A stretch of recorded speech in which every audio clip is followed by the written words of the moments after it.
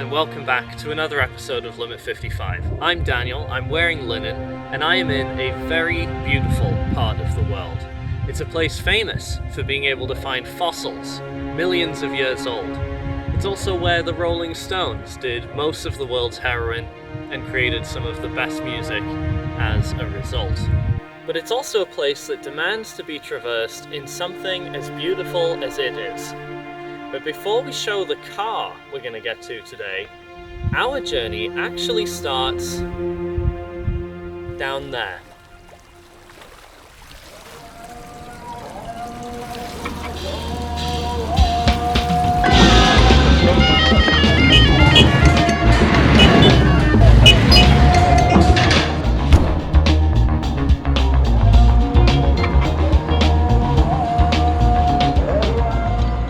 Let's take a brief respite from the bustling streets, sit down in a riad, have a cup of tea, and allow me to provide some context.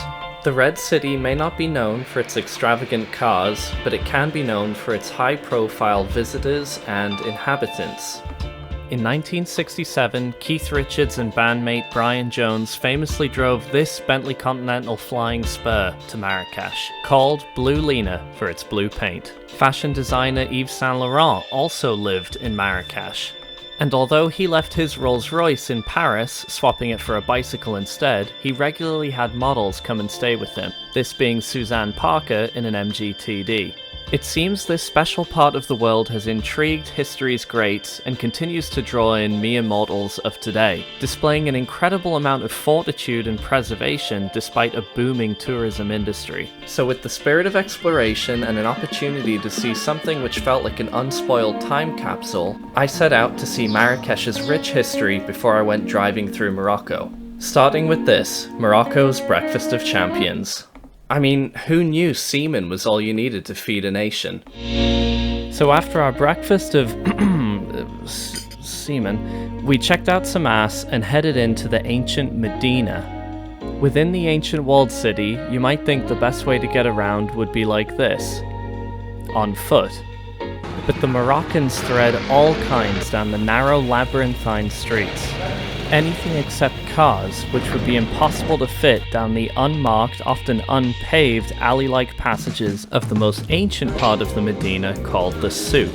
And there's no need for minivans or Chelsea tractor Range Rovers to do your shopping. The Moroccans have their ironworks, tea shops, stonemasons, lighting, shoes, leather, belts, butchers, all in one place. They just get on with it. And one thing they are particularly proud of making are their incredible vividly colored carpets. The detail is inspiring, and it's yet another data point, another small piece to the exploratory puzzle that is trying to understand and see Morocco in the best way possible. And here's another one to consider. Conceived and painted in this vivid blue, these are the Majorelle Gardens, named after the 19th century French painter. When it ultimately fell into disrepair, it was Yves Saint Laurent who restored it. And it's relevant to our story because it's a testament to the bold and bright culture that the Berber people have created. The vividness of the colours here put every paint to sample Porsche to shame, and it just made me think that anything you drove in Morocco should be as bold and beautiful as it is. Now, I'm not saying what I did next exactly follows that advice, but hey, you gotta try what most people do. Another data point. So to get back to the riad, we were going to use the formidable Moroccan taxi, featuring luxuries such as doors, tape to hold up the headrests, and wind-up windows. These desert yellow cabs are everywhere, sharing the road in a bubbling cauldron of people and bikes. But after getting back and turned around for some dinner, there was another Moroccan transport experience to be had. Something that sits between the taxi at the top, the scooter in the middle, of course above the bicycle, and the donkey and camel. You guessed it, the tuk-tuk, named after the biscuits, probably. You can think of it like a Boy Scout tent draped over a 100cc motorcycle with the rear axle from a radio flyer dolly.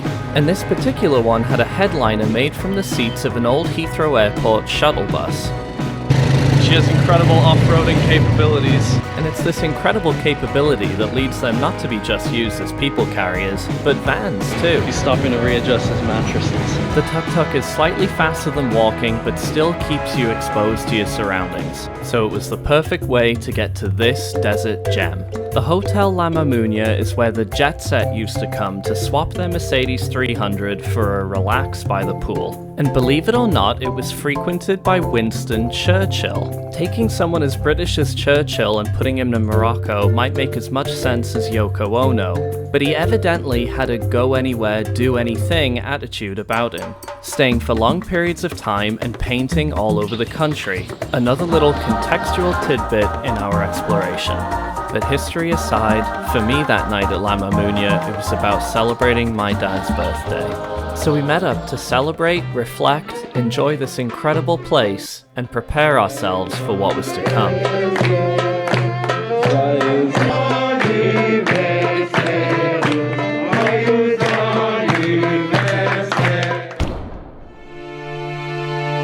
See, everything in Marrakesh to that point had been an education, an experience that nothing can prepare you for.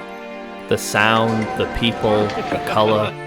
And although it's dense and rich with history, it's still just one piece of Morocco.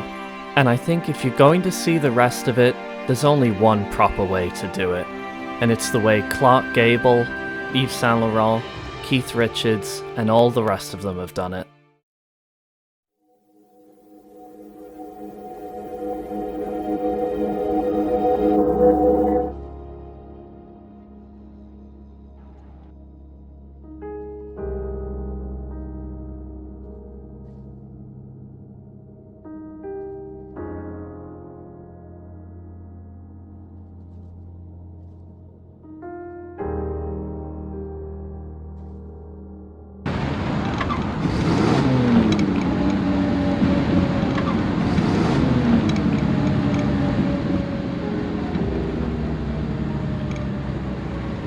We're charging up a mountain on the edge of the Sahara Desert in a pride of Jags. Unbelievable. We were headed for a tour of the Atlas Mountains and the desert in convertibles, en plein air. Classic cars don't insulate you from the world like new ones do. They allow you to become a part of it. And what better way to see the world than in two long-legged Jags? A 1948 XK120 and a 1962 E-Type. And while I was at it, do a little road test in one of my favorite cars of all time. But before I could get started, I remembered that I still was in Morocco.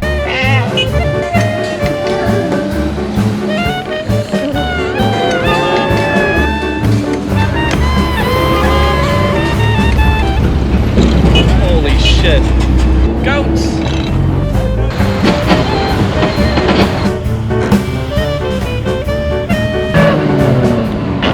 Okay. Oh my god. But as soon as we got clear of the village, we were okay.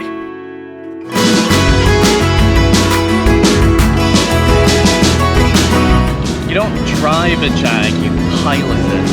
It's like flying an airliner. Just kind of glides and floats. Oh my god, look! We plan to drive over the Eureka Mountains and have a little explore of the desert flats below. Alright, we're going for second gear. We're in! Honestly, this makes the MGA look like a sparrow in a house kitten's mouth. This is the proper thing, the real deal, the big cat. Everything about it is so solid. Pedals are big and meaty and far apart. In the MGA, the accelerator pedal is like the size of a penny, and you drive it with your little toe. This, you drive it with big clodhoppers. The guy who owns the cars in the E-Type, don't brake on a corner because it could... I think he meant don't brake in a corner because you'll die. Some alarming knocking noises from the front right suspension. I think it's probably just coming off. Brakes. Yes. Sort of. The brakes honestly barely work. That's a key. Poorly working brakes? No problem. We were in a pair of Jags charging up a Moroccan mountain. In a world-class, environmentally protected, beautiful part of the world.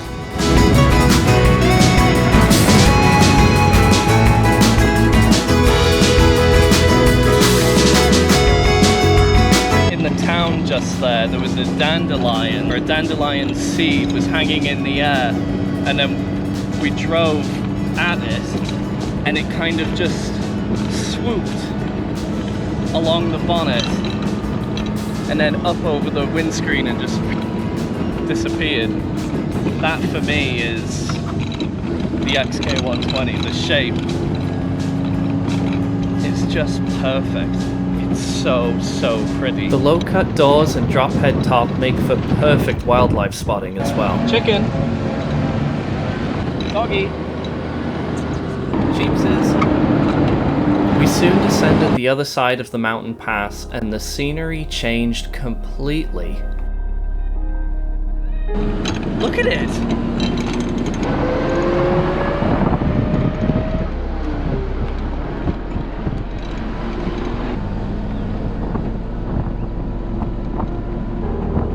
These Jags are like instantly recognizable as continent-crushing machines. Everybody waves.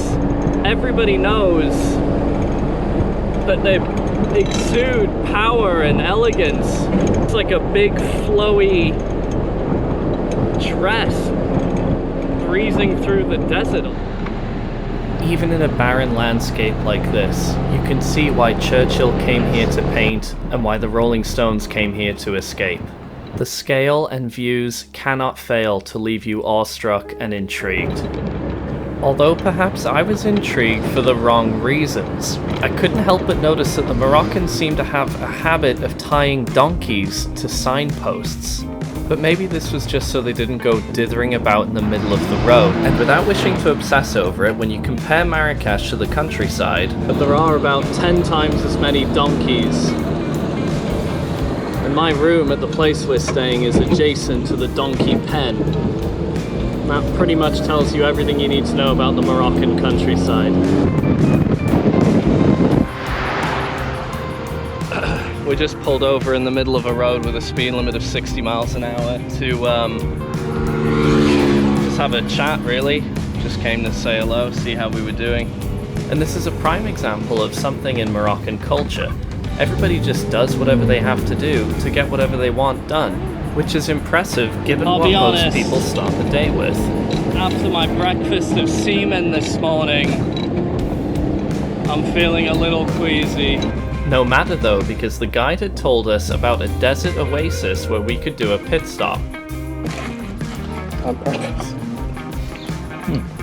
Ooh, herby.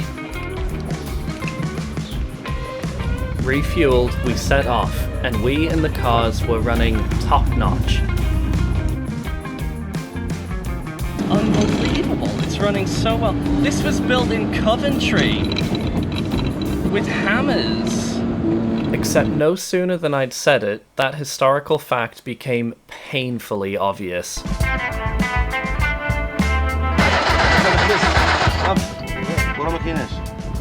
Spark? No? We quickly surmised that the problem was a closed ignition points gap that was cutting off spark to the cylinders. But these two Moroccan mechanic gurus leapt into action. Small electrical problem. There's no such thing with a Jaguar, I don't think. But either way, it's hilarious. They're just adjusting the points, seeing if it's open or not. At any rate, it gave me a chance to admire the lines of the car against the incredible backdrop, and before you knew it... Incroyable. Okay, points are freshly adjusted. Amazing. Very And quick. we are on our way. Never seen anyone adjust points that quickly in my life, let alone someone with a little flat blade screwdriver in the middle of the desert. And I think the car being as tired as it is and it's still running on the edge of the Sahara Desert is a testament to how good this engine actually is. It's fine, it's quite happy. Well, I think.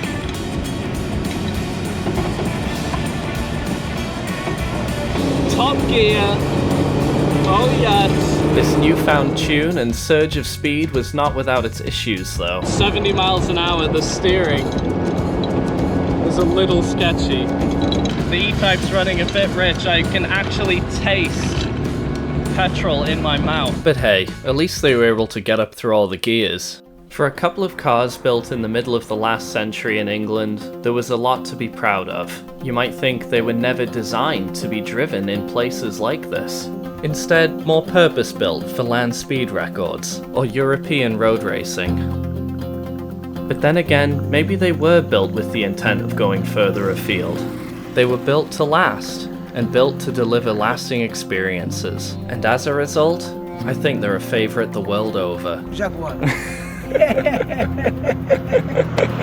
The purpose of the trip was to see Morocco, and try to understand why so many people had fallen in love with it. And I'm certain without a shadow of a doubt that the Jags had showed me the colours, the people, and the environment that makes this place so amazing. The way people drive on the roads is a reflection of how the country as a whole operates. It's just so dynamic. I just like the way it runs. It just hums on its own. People get things done. And how does the Jag fit in on the roads? It makes everybody smile. It looks perfect for going through the scenery. And even though it did break down briefly, it came back. And I think for a couple of Brits abroad in the desert, you couldn't ask for more.